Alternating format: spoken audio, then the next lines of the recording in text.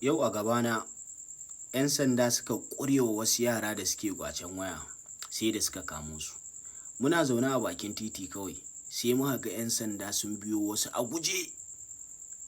Dan wani a cikin 'yan sandan har 'yan luka ya harba, kawai sai muka ji ɓawu an yi harbi. Muka tashi muna kallo can sai muka ga 'yan sandan sun kamo yaran sun taho da su. Suna zuwa sai aka ce mana 'yan ƙwacen waya ne. Mutane suka yo zuga guda suka zo suka roƙi 'yan sandan akan su taimaka su ba su yaran, su saka musu jakuna, su ɗan yi musu jakuna ko ba yawa. Amma 'yan sandan suka ce a'a, doka bata ba su damar a yi duka ba.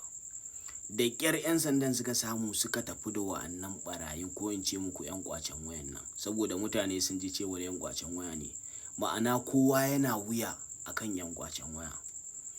Da a ce duka 'yan sandan jihar Kano za su jajirce kamar yacce na ga 'yan sanda yau sun jajirce, sun ƙurewa 'yan ƙwacen waya duk da makamai a hannunsu sun kamo su, suka tabbatar sun kama su.